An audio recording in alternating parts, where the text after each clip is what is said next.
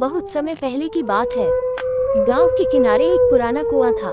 गांव के लोग कहते थे कि उस कुएं में चुड़ैल रहती है।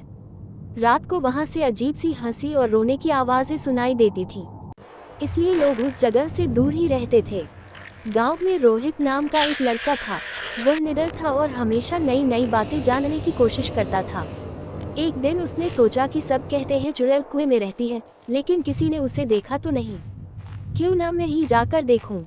रात का समय था, चांद आधा निकला हुआ था और हवा ठंडी चल रही थी। रोहित धीरे धीरे कदम रखते हुए कुएं तक पहुंचा।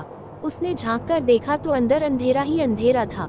अचानक कुएं से तेज हवा निकली और उसके सामने एक औरत आकर खड़ी हो गई। उसके लंबे बिखरे बाल थे, लाल चमकती आंखें और चेहरा बहुत डरावना। वह औरत यानी चुड़ैल हंसते हुए बोली, बहुत हिम्मत है तुझमें कि तू मेरे पास आया। अब तू बच नहीं पाएगा। रोहित डर गया, लेकिन उसने हिम्मत करके पूछा, तुम इंसानों को क्यों सताती हो?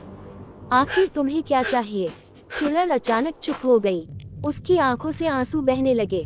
उसने धीरे से कहा, मैं कभी इस गांव की ही लड़की थी, लेकिन गांव वालों ने मुझ पर जादू टोने का इल्जाम लगाकर मुझे मार डाला और इस कुएं में फेंक दिया। तभी से मेरी आत्मा भटक रही है।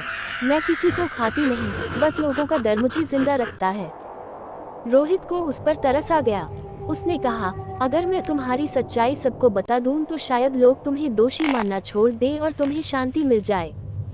चुड़ैल ने पहली बार मुस्कुराकर उसे देखा और बोली, अगर ऐसा हुआ तो मैं हमेशा के लिए आजाद हो जाऊंगी।